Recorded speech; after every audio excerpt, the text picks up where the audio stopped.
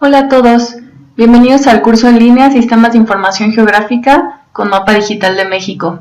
Mi nombre es Crista Zafra, pertenezco al CEDRUS de la Facultad de Economía de la UNAM y te estaré acompañando a lo largo de este curso. Espero que sea de tu agrado y que te sea de mucha utilidad. Bienvenido.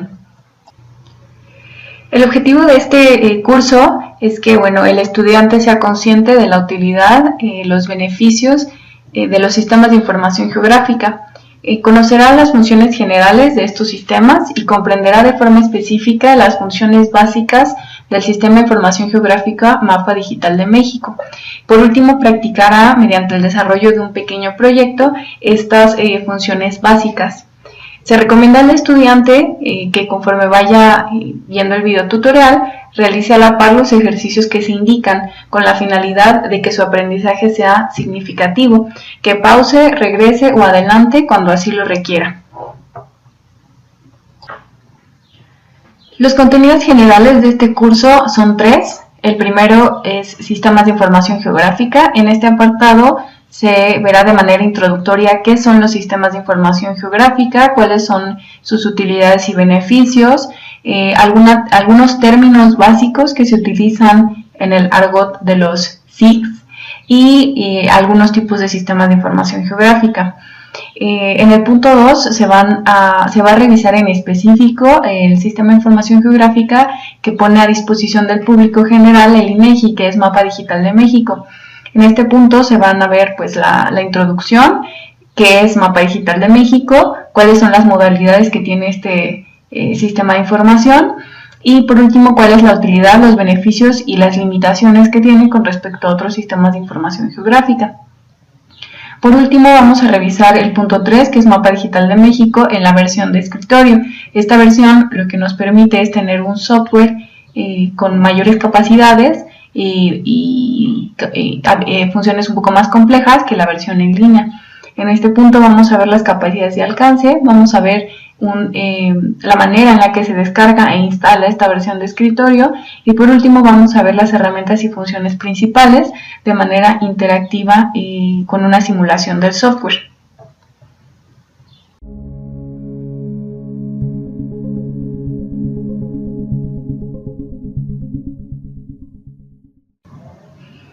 Un sistema de información geográfica, SIG o pues vamos a dar inicio con la introducción. Aquí vamos a revisar básicamente qué es un sistema de información geográfica. Sus siglas en inglés, que es Geographic Information System, también se abrevia como GIS. Y este sistema es un conjunto de herramientas para recopilar, gestionar y analizar datos. Básicamente, este conjunto de herramientas está una computadora, generado o representado por una serie de elementos que pueden ser software, como el hardware, bases de datos, procedimientos y normas ya definidas previamente, personal especializado recopilar toda esta información, es decir, todo este conjunto de elementos o herramientas dan forma a lo que es un otro elemento de los SIGs, pues son las personas estos sistemas están enraizados en la ciencia geográfica, integran muchos tipos de datos, pero realmente se pueden utilizar para cualquier tipo de información que el usuario desee analizar espacialmente. Un ejemplo de únicamente es información geográfica de elementos aquí como se muestra en la imagen, por ejemplo, para se llevar a cabo un cierto relieve un sistema de información geográfico sería geográfico y se ve ahí que se está seleccionando un punto en la institución, por ejemplo, en el país. Ese punto se libera una tabla de datos y también algunos gráficos. Visualmente esto un poco lo que intenta es mostrar representada justamente los usos de suelo, este tipo de sistema de información del país. Lo que hacen es en ese información, datos, lo que se tendría el proceso que se lleva a cabo es que ciertas personas especialistas en el espacio la con la finalidad de información observar algunos por medio de más adelante vamos a ver y otros a mayor detalle de hardware, hacen un levantamiento aéreo y de fotos en este sentido, estos sistemas revelan conocimientos más profundos sobre los datos datos, con esa información que toman, lo que hacen es que recopilan los datos y los almacenan, y también por la parte de tomar decisiones, le dan un tratamiento hacer un análisis de un software, digamos que desde una otra perspectiva, no únicamente la de los datos indicado para ya los datos en el cuáles son los usos de suelo, para conocer cómo van a clasificar esas fotografías o imágenes digitales que se han tomado.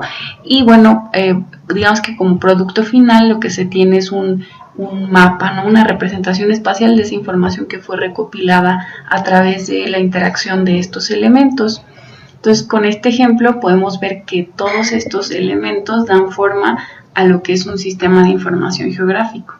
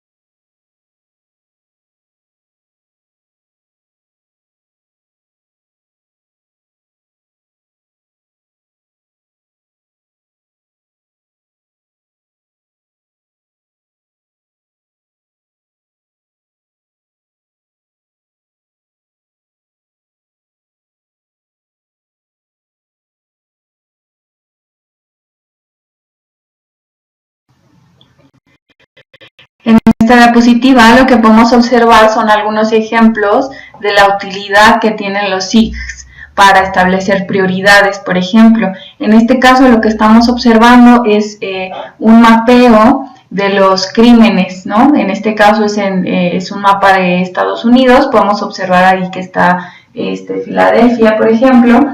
Entonces, lo que nos permite hacer con este sistema de información geográfica es gestionar problemas de seguridad pública, ¿no? Puede comenzarse realizando un análisis de puntos críticos para determinar las áreas más afectadas por el aumento de robos. Por ejemplo, si observan en el mapa, lo que se observa es que en el área de Filadelfia hay puntos muy específicos que son los puntos rojos o color anaranjado, en los cuales se concentra de manera importante los robos. También podemos ver que mediante puntos en el espacio, como nos indica la leyenda del mapa, pues hay tipo de robos con armas, ¿no?, de fuego, y robos que no se ejecutan con armas de fuego.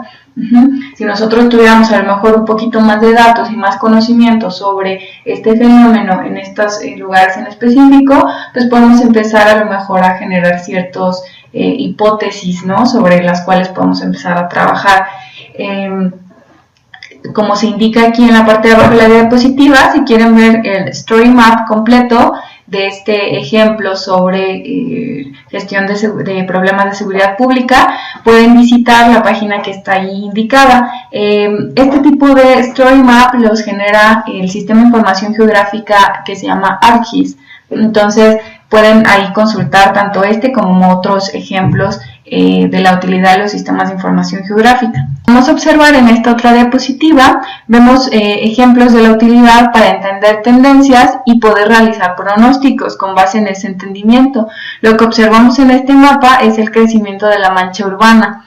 Aquí vemos que puede comenzarse haciendo un análisis de la visualización de los patrones que se observan en el tiempo, de cómo es que la población ha ido, digamos que desplazándose mucho más hacia el norte. En este caso es el Distrito Federal, al norte del Distrito Federal, y cómo esto va generando cierta tendencia, ¿no? Ciertos patrones de la concentración.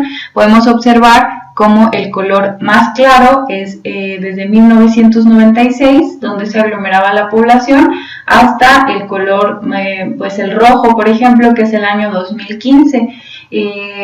Las áreas que están sombreadas en color café es una proyección o un pronóstico que se hace sobre el crecimiento de la mancha urbana para el 2030. Entonces, si se dan cuenta, mediante la aplicación de modelos, por ejemplo, de econometría espacial, se pueden realizar cierto tipo de pronósticos sobre algunos fenómenos sociales y económicos.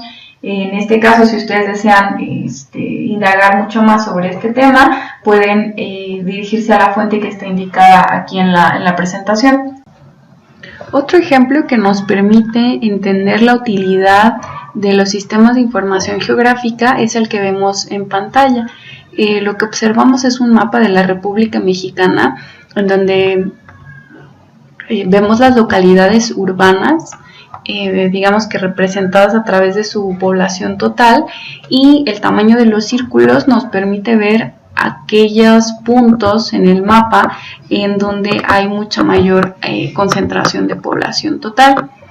Los agentes económicos, pues como podemos observar en este mapa, la población en este caso se localiza de forma heterogénea en el espacio, no se localiza de una forma homogénea y uniforme, y bueno, esta localización o esta concentración pues puede explicarse desde distintos elementos, ¿no? Uno de ellos puede ser que las personas se ubican en aquellos lugares en donde haya fuentes de empleo, fuentes de recursos y servicios básicos para la vida cotidiana, entre otros. Un dato que podemos observar aquí a raíz de este mapa es que, bueno, de acuerdo a datos del INEGI, en el 2010 el 77% de la población se encuentra distribuido en 4.525 localidades urbanas, es decir, el 56.8% de la población urbana se encuentra concentrada en 59 zonas metropolitanas del país. Entonces, el factor de la concentración de la población digamos que nos muestra justamente este tipo de patrones. A su vez, si nosotros observáramos también la distribución de la población rural, pues podríamos observar que obedece a un patrón no tan concentrado, sino más bien a patrones un poco más dispersos, que aún así hay ciertos elementos de concentración, dado que las poblaciones rurales pues usualmente se tienden a concentrarse un poco más alrededor de ciertas localidades urbanas o rurales grandes que les provean de servicios básicos, pero aún así pues la dispersión es mucho mayor que en este caso el de las poblaciones o las localidades urbanas. La localización de cierto tipo de industrias en ciertos lugares del país, por ejemplo, también nos muestran pues ciertas tendencias y patrones, ¿no? Ciertas industrias pues se localizan en determinados lugares del espacio geográfico debido a diferentes lógicas, como por ejemplo la dotación de recursos naturales que existen en ciertas áreas del país es mayor y más apta para cierto tipo de industrias que para otras. Asimismo, una vez digamos que las industrias o las empresas se han localizado en cierto lugar, pues se comienzan a dar beneficios dado la cercanía y las economías de aglomeración y las economías de escala, que hacen que en esos lugares se afiancen el establecimiento de determinadas industrias. En el ejemplo del mapa que vemos en la presentación, pues se observa cómo las plantas fabricantes de vehículos ligeros están altamente concentradas en la región centro-norte del país, ¿no? Y esto obedece a determinada lógica de esa industria. Entonces, bueno, pues el poder observar la información localizada o espacialmente localizada con respecto a las industrias, pues nos permite hacernos ciertas preguntas y algunas hipótesis de por qué se localizan en estos lugares y no en otros.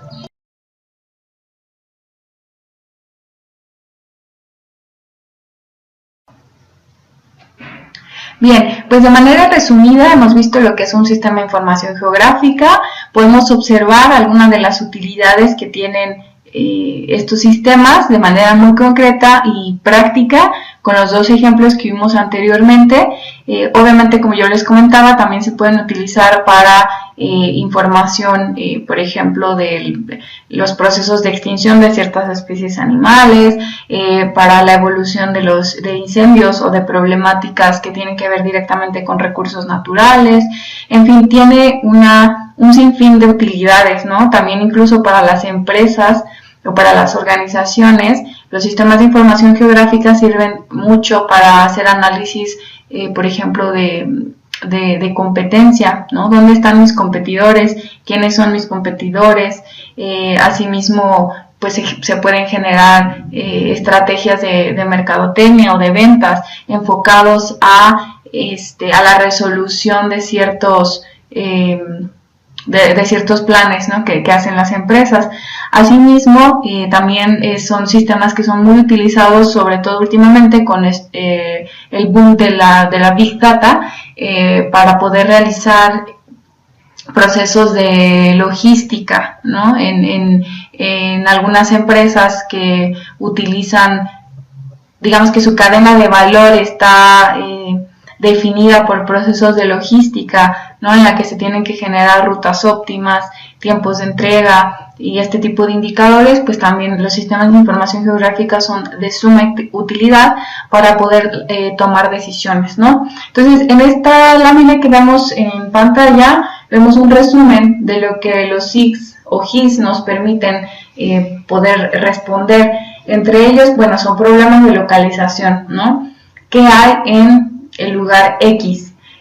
Problemas o preguntas de condición, ¿dónde se produce cierto fenómeno? Y obviamente de aquí se desprenden muchas otras preguntas, ¿no? ¿Por qué se produce ahí y no en otro lugar? ¿Qué es lo que hay, tanto en condiciones poblacionales, condiciones físicas, geográficas, que permiten que se produzca ahí y no en otro lugar? En cuanto a historia, preguntas de historia, ¿qué patrones se han producido desde determinado tiempo? ¿Por qué? ¿No? Y como veíamos el tema del crecimiento de la mancha poblacional, podemos hacer también series históricas representadas en un mapa que nos dan bastante información. Modelos, cómo se distribuye la variable X en el espacio, ¿no? Y también nos permite resolver problemas de simulación. ¿Qué pasaría si, observando este patrón y esta tendencia, se continúa con esto? ¿Qué fenómenos van a representarse espacialmente? Entonces, estas son, pues, en resumen, algunas de las utilidades y beneficios que nos da el poder trabajar con sistemas de información geográfica. Lo que nos van a permitir es tener información desde una perspectiva espacial y poder relacionar fenómenos para generar hipótesis de trabajo o incluso para dar explicación a algunas hipótesis que ya se tengan. Bien, ahora vamos a ver punto 3, que es terminología básica. Existen ciertos términos especializados en el mundo de los sistemas de información geográfica que pues realmente pueden ser confundidos incluso si no se aclara que este término se utiliza en el mundo de los sistemas de información geográfica. Entonces, en ese sentido, pues vamos a revisar a continuación algunos de los términos básicos a los que me voy a estar refiriendo durante todo el curso, ¿de acuerdo? Si ustedes desean consultar un glosario mucho más completo y nutrido de estos términos, pueden consultar el documento Glosario de Terminología Sistemas de Información Geográfica en el link que se indica en la presentación. Bien, uno de los términos básicos que se utilizan en los SIGs es el término dato espacial, o mejor conocido también como dato geográfico. Este es un dato que ocupa un espacio cartográfico y que usualmente tiene una localización específica de acuerdo a un sistema geográfico de referencias o de dirección. Este dato espacial, como vemos en la imagen, pues puede ser ese punto amarillo que está ubicado en el espacio geográfico, en un punto definido, y que tiene, digamos que asociado cierta información. Bajo esta definición, pues el dato espacial tiene tres componentes, ¿no? La geometría, que no es otra cosa que su ubicación, su localización en el espacio. El componente semántico, que son los atributos que están relacionados a ese punto en el espacio, y el tiempo. Un par de términos que son muy importantes en el argot de los sistemas de información geográfica es el tipo de formato en el que la información es presentada. En este caso son dos tipos, que es el raster y el vectorial. El formato raster presupone dividir el espacio geográfico en elementos discretos en forma regular y contigua. Como podemos ver en la presentación, el ejemplo de la imagen verde, lo que vemos es la representación de una fotografía o una imagen de satélite mediante una matriz de celdas, es decir, un arreglo de filas y columnas que dan forma a una matriz de celdas o píxeles. En este formato, cada celda va a contener un valor que representa información, como puede ser temperatura. Los datos almacenados en formato raster representan fenómenos del mundo real. Estos fenómenos pueden ser los usos de suelo, los climas, la densidad de árboles, temperaturas, por ejemplo, el grado de afectación de un incendio forestal. Cuando se toman las imágenes vía satélite, esas imágenes son una representación de matrices que son píxeles. Cada píxel representa un color y ese conjunto de píxeles van a dar forma a una representación raster de un incendio forestal, por ejemplo.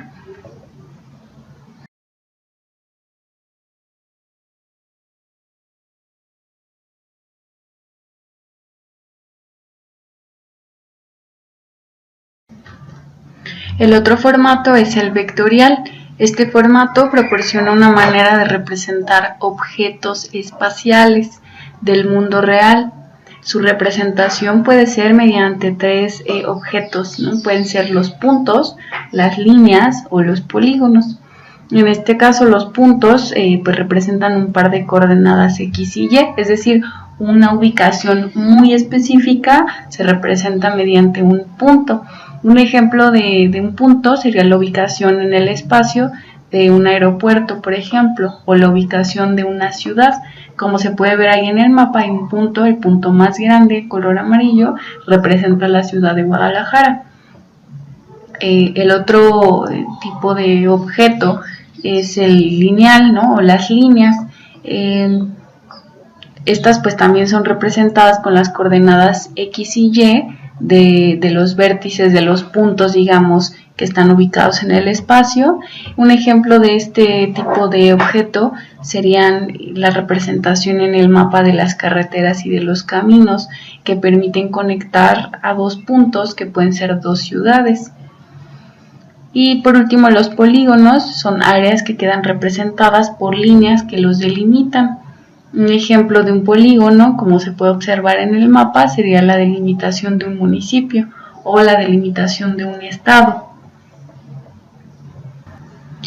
Como podemos observar hasta aquí, la representación de la información tanto en formato raster como el vectorial permite que tengamos una presentación de la realidad mucho más cercana a lo que pues como tal es el mundo real. Al momento de combinar información continua en forma de píxeles, como decíamos el uso de suelo, por ejemplo, con información en formato vectorial, como pueden ser puntos de comercios o puntos que representan localidades urbanas o puntos que representan localidades rurales, pues ya nos permite tener una representación mucho más cercana a la realidad, ¿no?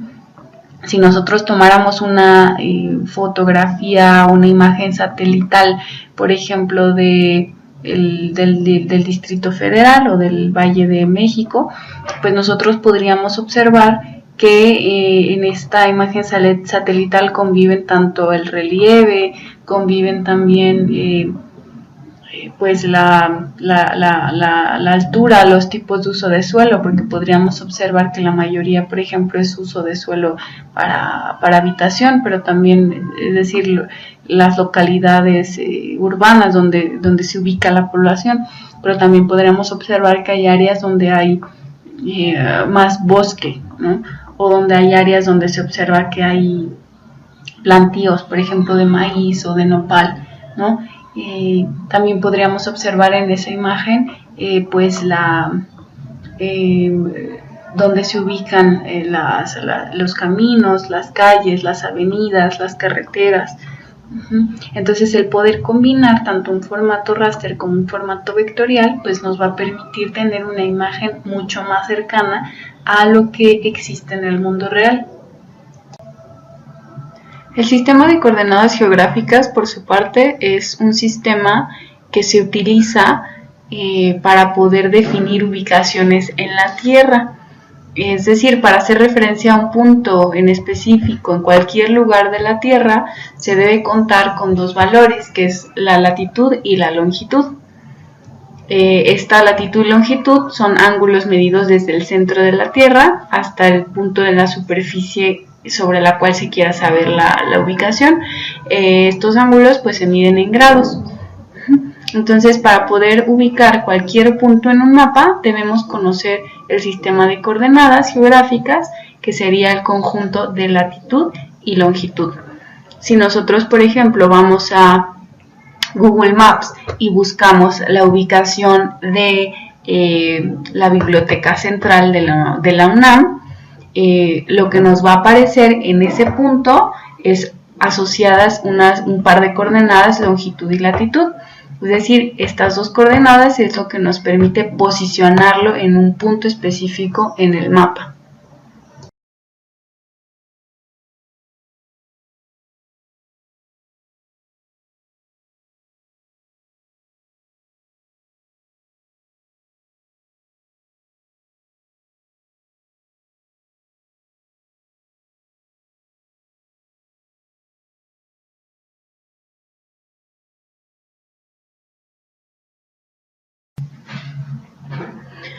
El término capa o layer en inglés hace referencia al conjunto de datos que se representan en distintos formatos y que nos sirven para visualizar un conjunto de información espacialmente. Estas capas son guardadas por los sistemas de información geográfica en diferentes formatos, como puede ser el punto SHP, el punto DBF, entre muchos otros. Y lo que nos permiten las capas pues es poder tener una representación espacial de determinada información. Como por ejemplo, vemos aquí en la diapositiva, observamos el mapa de la República Mexicana con las carreteras y los caminos. Para que nosotros podamos ver esa información espacialmente representada, el sistema de información geográfica de mapa digital, por ejemplo, lo que nos da es que tenemos 4 capas de carreteras de terracería y 4 capas de caminos. Estas 4 capas de información en su conjunto nos permiten visualizar las carreteras y los caminos en el mapa. Y como podemos ver son 4, puesto que cada uno está guardado en un formato diferente. Por ejemplo, En el caso de la carretera de terracería .dbf, es un formato que lo que contiene de información es una tabla con las ubicaciones, longitud, latitud de las carreteras, así como los nombres, así como un identificador, entre muchos otros elementos. Entonces, esta primera capa de información tiene el formato .dbf y hace referencia a una tabla de información o de atributos. Como podemos ver, otro tipo de capa de información que vemos aquí es el que dice carretera de terracería .shp. El .shp es un formato de información que almacena la ubicación geométrica que nos permite a nosotros poderlo visualizar en el mapa. Como podemos ver, este término de capa pues está muy asociado al siguiente término, que es el shapefile. Es muy conocido, comúnmente conocido como shapefile, a una capa de información que tiene el formato .shp. Y este shapefile entonces es un tipo de capa, una forma de un layer, que lo que tiene es que almacena la ubicación y la información de los datos que nosotros queremos ver representados en el espacio. Entonces, bueno, en resumen, las capas van a ser el conjunto de datos que nos permiten poder visualizar la información espacialmente. Cada tipo de capa que está guardada en un formato diferente tiene una función específica para que nosotros podamos visualizar la información. Bueno, y ya por último, en cuanto a los términos básicos que ustedes van a estar escuchando durante este curso, está el de tabla de atributos y el de campo llave. Como yo les había mencionado anteriormente, el que nosotros podamos ver una cierta información representada en el espacio, como las localidades urbanas en una ciudad, digamos que esta información no son únicamente esos puntos, sino que detrás de esta información pues siempre hay una tabla de atributos, que no es otra cosa que la tabla que contiene la información asociada a la capa de información que nosotros estamos viendo representada espacialmente, ¿no? Al ser una tabla pues está conformada por filas de manera horizontal y por columnas de manera vertical, en donde está la información pues ordenada de una manera específica, ¿no? Cuando nosotros queramos ver entonces qué información está asociada a una representación espacial que estamos viendo, tenemos que dirigirnos a la tabla de atributos para ver qué información contiene. El otro término es el de campo llave, key o ID de identification. Este campo lo que nos permite es que, bueno, es un atributo identificador. Digamos que es como si fuera nuestro ID, que nuestro ID es nuestro nombre, que prácticamente el nombre completo es irrepetible, ¿no? Es único. Entonces, si nosotros estuviéramos en una base de datos, ese ID es nuestro diferenciador, ¿no? Nuestro atributo identificador. Entonces, en este sentido, siempre que tengamos nosotros una capa de información, este va a tener un campo llave, que es como su nombre o su ID, y este ID lo que nos va a permitir posteriormente es unir a esta tabla de atributos información asociada sobre ese mismo objeto, ¿de acuerdo? Este campo es muy importante dentro de las bases de datos y los sistemas de información geográfica, porque proporcionan un valor entero único para hacer referencia a un registro de datos. Más adelante vamos a ver de manera específica por qué es tan importante y cuál va a ser su utilidad en el caso específico de Mapa Digital de México.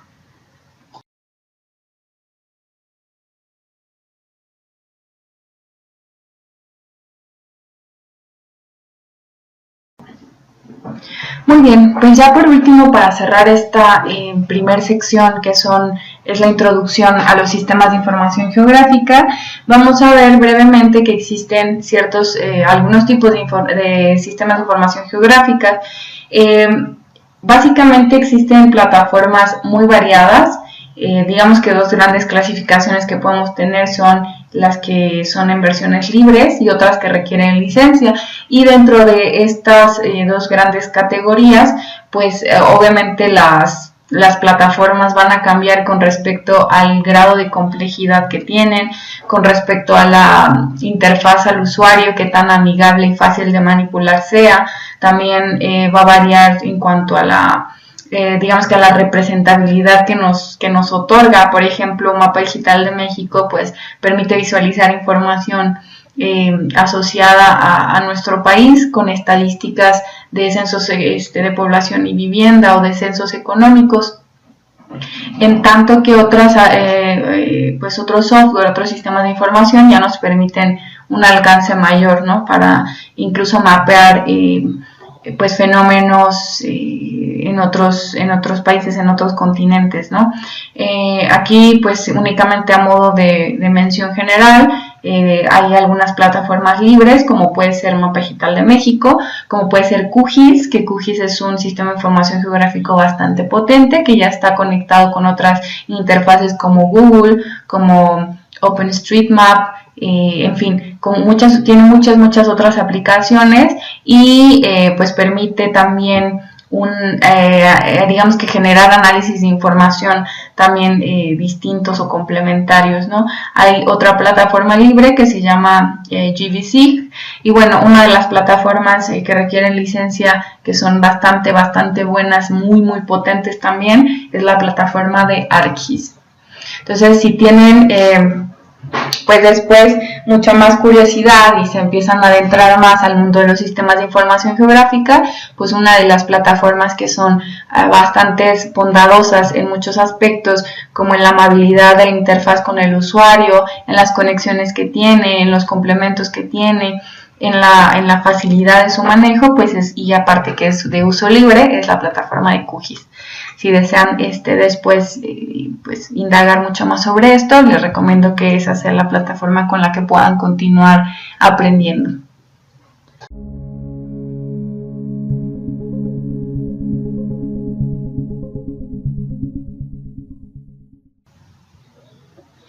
Bien, Mapa Digital de México, entonces, pues es una plataforma desarrollada por el INEGI, que es un conjunto de herramientas informáticas que permite la construcción, consulta, interpretación y análisis de la información geográfica y estadística que se encuentra georreferenciada. La versión más reciente de esta plataforma es la 6.3.0, que incluye varias mejoras en cuanto al sistema, en cuanto a la información que contiene. Entonces, pues les recomiendo mucho que ya utilicen esta nueva versión, que es la que está disponible ya en la página del INEGI, ¿no? Mapa Digital de México. Bien, pues la primera modalidad entonces es la modalidad en línea. Esta modalidad que nos otorga el INEGI a través de la plataforma Mapa Digital de México, pues es una aplicación web en la cual no se tiene que instalar ningún tipo de software, ni mucho menos, y que bueno, se pueden hacer varias consultas en esta aplicación web. Tiene una interfaz gráfica bastante amigable para el usuario, y bueno, con ella se pueden hacer ciertas consultas y análisis de información bastante sólidos, ya que está conectada con algunas otras plataformas o sistemas de información que también genera el INEGI, como pueden ser el de NUE, ¿no? El Directorio Nacional de Unidades Económicas, que se pueden visualizar ahí al momento algunas unidades por sector, subsector o rama que sean de interés. A continuación vamos a ver brevemente un recorrido sobre esta plataforma en línea para que la conozcan. Bien, pues ya nos encontramos aquí en el buscador, en este caso Google. Vamos a ingresar Mapa Digital de México y lo que nos va a aparecer como primera opción siempre, pues es la opción en línea que dice gaia.inegi.org.mx, y como nos menciona aquí, pues a lo que nos va a llevar es a Mapa Digital de México versión 6.3.0 en la versión en línea. Le damos clic y nos va a redireccionar hacia hacia la página, hacia la interfaz web, y como podemos observar aquí, lo que nos lanza en primera instancia pues es una especie de tutorial, ¿no? Que nos indica, bueno, aquí arriba está la barra de herramientas, como pueden ser medir, realizar algunos tipos de análisis espacial, ver la leyenda, ¿no? También se puede digitalizar, se puede hacer algunas rutas para analizar tiempos, distancias, etcétera. Y también se puede ingresar o importar información que ya esté georreferenciada, ¿de acuerdo? También, como podemos ver aquí abajo, lo que nos indican son los temas, es decir, qué temas nos permite esta plataforma visualizar en ella, como pueden ser el Atlas del Agua, el Marco Censal Agropecuario 2016, el de NUE, Directorio Nacional de Unidades Económicas que yo les comentaba, las estadísticas intercensales, ¿no? Entre mucha otra información que nos proporciona el INEGI. Aquí podemos ver también la herramienta de habilitar el mapa de referencia, agregar otras capas de información, que como ya veíamos, pues podemos agregar localidades urbanas, rurales, áreas estadísticas básicas, etcétera, ¿no? Podemos descargar nuestros mapas en esta flecha de aquí, podemos compartir, podemos hacer zoom in o zoom out con el scroll del mouse. Aquí voy a darle cerrar a este pequeño tutorial que nos da el sistema. Entonces aquí, bueno, lo que podemos ver es que tenemos prácticamente el país mapeado,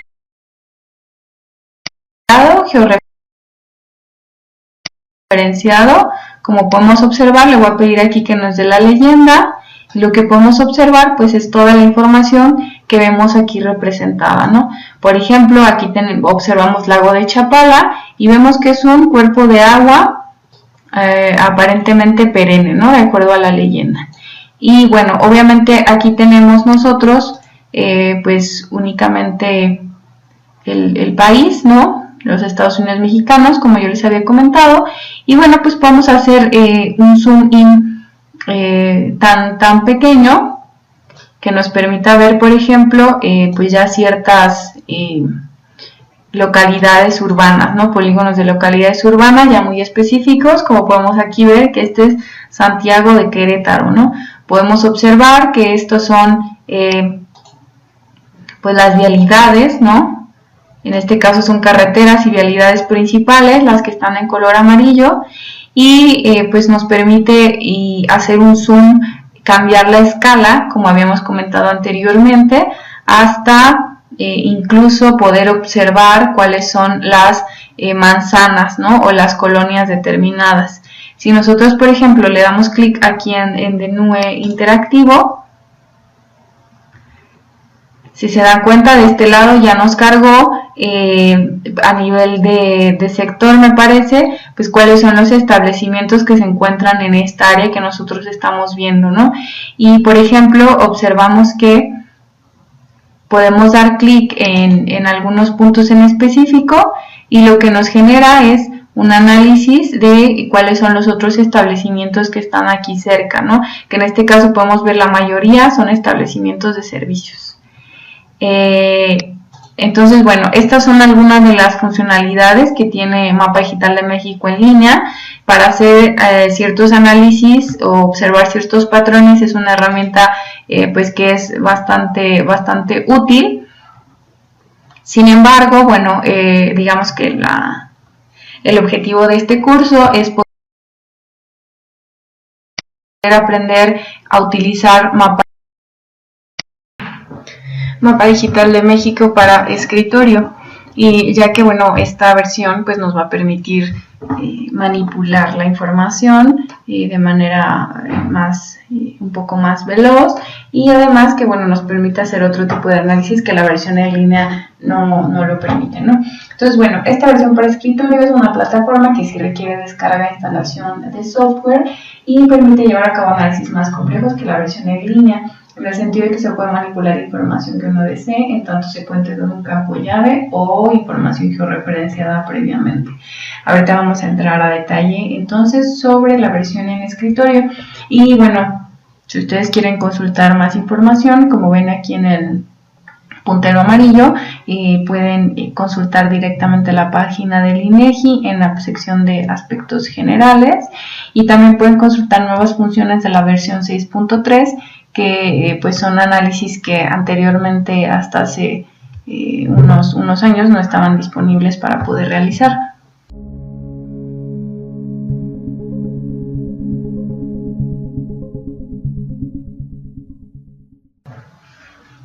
Las capacidades y alcance de Mapa Digital de México para escritorio, como ya comentamos, son un poco más amplias que la versión en línea, y bueno, vale la pena mencionar que recientemente en la versión 6.3 incorporaron algunas otras funciones que son bastante interesantes de aplicar. Dentro de las funciones y el alcance que tiene esta plataforma es que nos permite primero visualizar información que ya está georreferenciada por el INEGI, o podemos también nosotros añadir información previamente georreferenciada por nosotros, ¿no? Mediante los campos llave. Alguna de las capacidades de análisis también que nos permite llevar a cabo es generar buffers para analizar áreas de influencia, medir distancias, obtener ciertos estadísticos básicos sobre la información que está asociada a las bases de datos, y bueno, también nos permite hacer análisis, por ejemplo, hotspot de los clásicos mapas de calor, que bueno, dado un conjunto de entidades que están ponderadas, lo que hace el sistema es que identifica puntos calientes y puntos fríos que son estadísticamente significativos mediante una estadística que se llama G de Jettis-Ord, ¿no?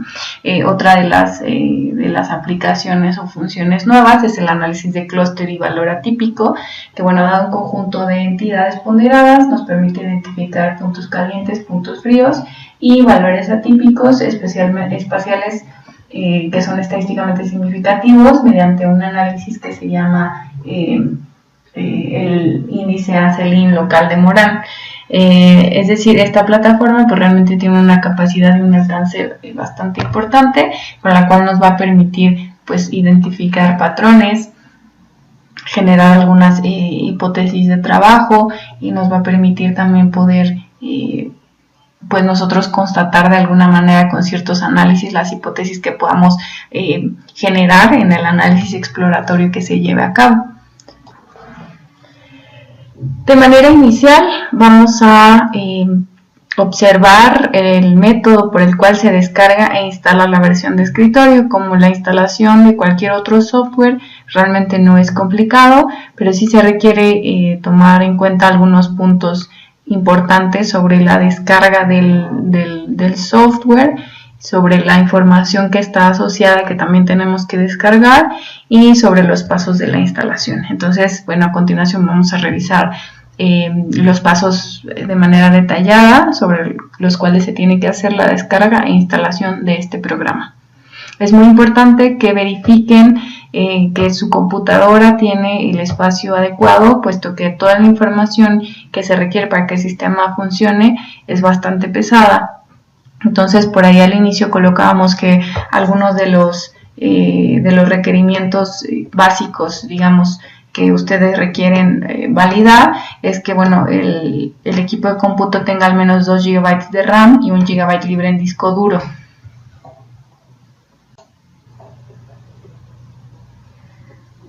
Bueno, para proceder a la instalación, lo que vamos a hacer es ir a la página, al buscador, vamos a buscar INEGI Mapa Digital y nos vamos a ir a la segunda opción, como observamos en pantalla.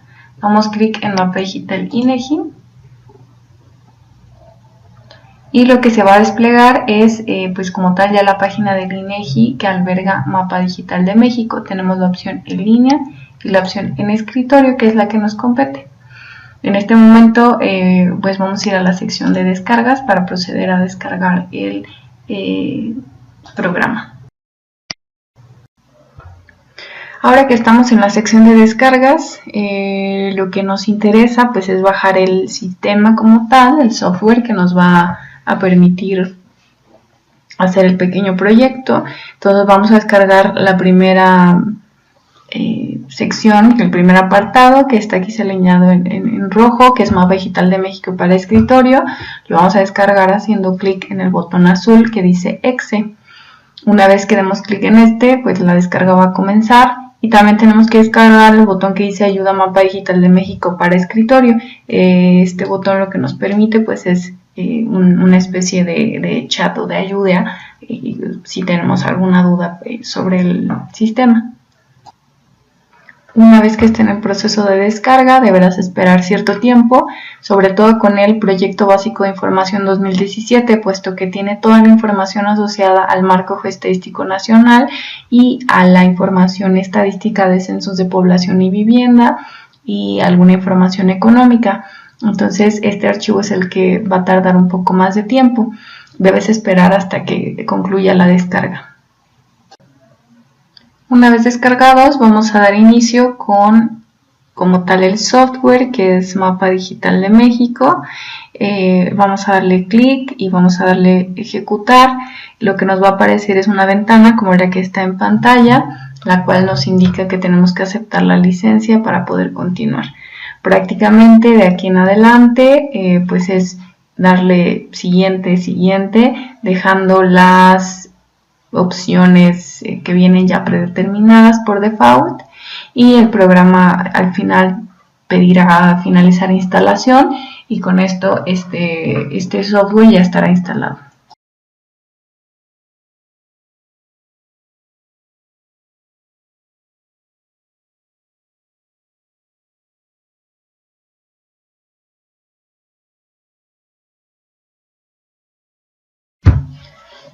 Ahora vamos a proceder a instalar el proyecto básico de información, para lo cual vamos a abrir la carpeta que ya concluyó su descarga, y en esta nos va a abrir un archivo zip, dentro de la cual se encuentra el instalador del proyecto básico de información. Vamos a dar clic sobre este y prácticamente es continuar con el mismo proceso regular, que es darle siguiente, dejar las opciones que ya están predeterminadas como están, hasta que nos pida dar el botón de finalizar. A continuación se detalla paso a paso este proceso de instalación.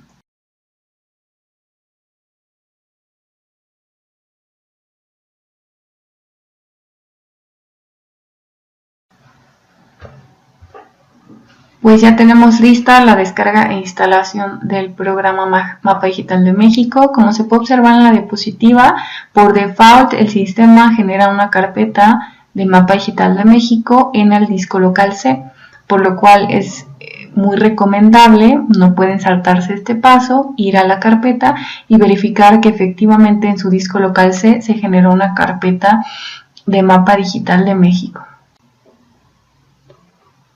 Tienen que ir entonces a la carpeta disco local C, van a validar que está la carpeta Mapa Digital 6, van a dar clic y dentro de ella tienen que verificar que su proyecto básico de información 2017 contiene información. Muchas veces se descarga la carpeta y te aparece la carpeta de Proyecto Básico de Información 2017, pero si no se hizo la instalación de manera adecuada, no va a aparecer las carpetas con información. Entonces tienen que verificar que dentro de esta carpeta de Proyecto Básico tienen estas 5 carpetas. Y tienen que verificar que al interior de cada una efectivamente hay información asociada. En este caso podemos observar en esta carpeta, que es el Marco Geoestadístico Nacional, le damos clic y tenemos que revisar que en conjunto de datos efectivamente ya se encuentran nuestras capas de información. Como habíamos platicado, pues estas capas de información no nada más tienen el archivo .shape, como es este, sino que tienen asociadas también otro tipo de archivos que permiten la visualización en el sistema de información.